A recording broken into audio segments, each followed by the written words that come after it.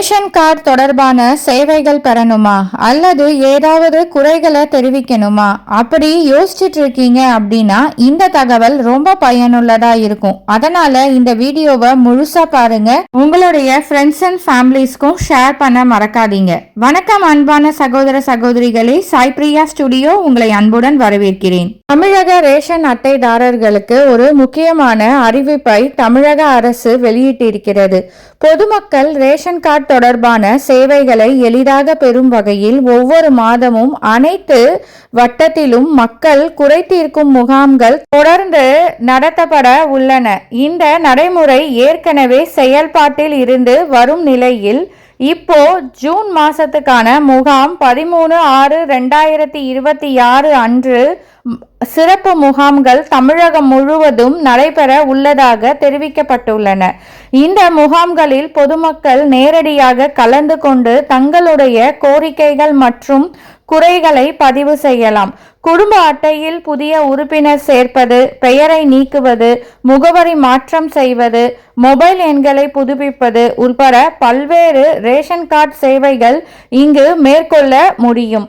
மேலும் வயது முதியவர்கள் அல்லது நேரில் வந்து ரேஷன் பொருட்கள் பெற முடியாதவர்களுக்கான அங்கீகார சான்றிதழ் பெறும் வசதியும் வழங்கப்படுகிறது.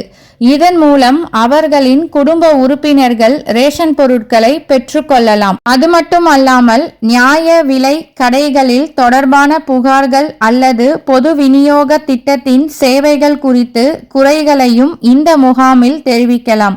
ஒரு முக்கியமான விஷயம் என்னன்னா, பல சேவைகள் OTP சரிபார்ப்பின் மூலம் மேற்கொள்வதால் ரேஷன் கார்டுடன் இணைக்கப்பட்டுள்ள மொபைல் எண்ணை கண்டிப்பாக உடன் எடுத்து செல்ல வேண்டும். இதன் மூலம் அனைத்து சேவைகளும் விரைவாகவும் சிரமம் இல்லாமல் பெற்றுக்கொள்ள முடியும். இப்போ ஸ்க்ரீனில் டிஸ்பிளே பண்ணியிருக்கேன் பாருங்க. இந்த அஃபிஷியல் வெப்சைட்டை ஓப்பன் பண்ணிக்கோங்க.